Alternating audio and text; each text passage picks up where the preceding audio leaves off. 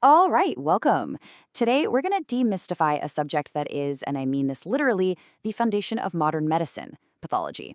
It's often called the bridge of medicine, and you're about to see why that's the absolute perfect way to describe it. So, here's the game plan. We're going to start with what pathology even is, then look at how it's all structured for learning. After that, we'll get into the actual methods students use to tackle it, what parts are the most important, and then finally, how it all comes together to form a real-world diagnosis. Ready? Let's jump right in. Okay, first things first. What in the world is pathology? And why is it such a huge deal in a doctor's training? Well, to get to the bottom of that, we have to ask an even bigger question. To answer that, you have to think about what a disease really is. I mean, when something goes wrong in the body, you need a system, right? A framework for figuring out the mystery.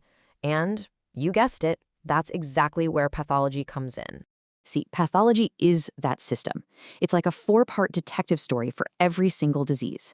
First up, you've got the etiology. That's the whodunit, the actual cause, a sneaky virus or a bad gene. Then you have pathogenesis. That's the how they did it. It's the step-by-step crime as it unfolds inside the body. Next, you need evidence, right? That's the morphology, the physical changes, the damage you can actually see in the cells, the clues left at the scene. And finally, you get the clinical manifestation.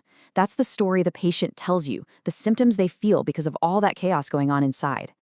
And that brings us to the most crucial point. Pathology is the bridge that connects all that theoretical science you learn in the first few years of med school with the real, hands-on job of diagnosing actual patients. It perfectly shows its central role. It's how a doctor goes from knowing basic biology to knowing what's actually wrong with you. So how in the world do you teach a subject this massive? Well, it's not about memorizing a giant random list of illnesses. The whole thing is built very cleverly on 2 main pillars, plus a really important hands-on part. The entire subject is split into 2 big chunks that make perfect sense. On one side, you have general pathology. Think of this as learning the universal rules of the game, the underlying logic of how things like inflammation or cell death work, no matter where in the body they happen. Then, on the other side, there's systemic pathology, which takes those general rules and applies them to each specific organ system. So if we look inside general pathology, you'll find these fundamental processes. Things like cell injury, inflammation, problems with circulation, and oncology, which is the study of tumors. And these are the building blocks for everything else. You can't possibly understand a specific heart disease, for example, if you don't first understand the basics of how cells get injured and how the body's inflammatory response works. And then you move into systemic pathology. This is where you revisit every organ system, the heart, lungs, kidneys, you name it. But now you're looking at them through that pathology lens. You learn about the specific diseases, the types of inflammation, and the particular cancers that love to show up in each part of the body. But hey, it's not all just books and lectures. The lab is where it all comes to life. It's this amazing process where you go from looking at a whole organ to preparing and staining a tiny, thin slice of it to finally seeing it under the microscope. And the absolute key skill here is something called pattern recognition. You're basically learning to read the story that the disease has written in the cells themselves. Okay, so knowing the structure is one thing, but how do med students actually digest this mountain of information? Let's take a look at the playbook, the core skills and study methods they use. Being good at pathology isn't really about having a photographic memory. It actually boils down to developing 4 core skills, 4 competencies that completely shape how a doctor thinks. First, it's about truly understanding how a disease develops, not just what it's called. Second, it's about training your eyes to see what is physically wrong in the tissue. Third, and this is so important, it's about connecting that evidence on the slide to the patient's actual symptoms. And finally, it's about using all of that to develop the logical, critical thinking you need to solve the puzzle and make a diagnosis. And let's just clear up a really common misconception right now. The key to pathology is not rote memorization. It's not about memorizing a textbook. It's about making a mental shift to a much more visual way of learning.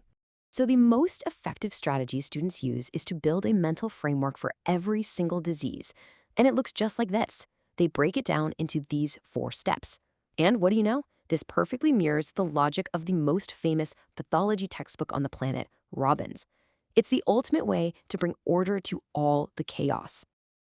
Okay, so with this much to learn, students obviously have to prioritize. So what are the absolute, must-know, can't-live-without-it topics in pathology? Where do they focus their energy?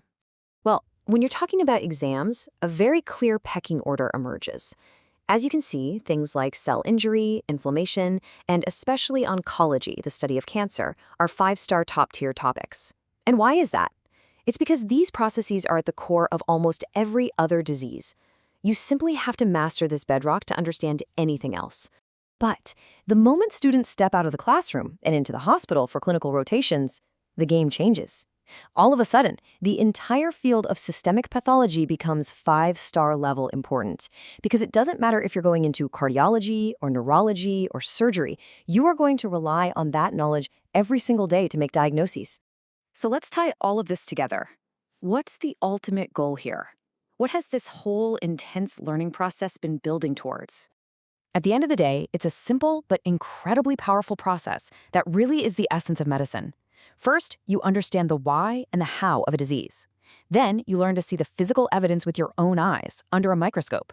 And that's what leads you to make the final definitive diagnosis that guides how you care for your patient. So, if you're tackling this subject, here are the keys to the kingdom. First, you have to master general pathology. It's the foundation for literally everything. Second, train your brain to think in pictures and recognize patterns. It's so much more important than just memorizing text. And third, always connect what you see on the slide back to the actual patient. That's how you make it all stick. So we'll leave you with this thought. A pathology report is not just a dry piece of paper with a bunch of medical jargon on it. It's the final chapter of a really complex biological story, a story of cause and effect playing out on a microscopic stage. And now you've got the blueprint to understand it. Thanks for watching.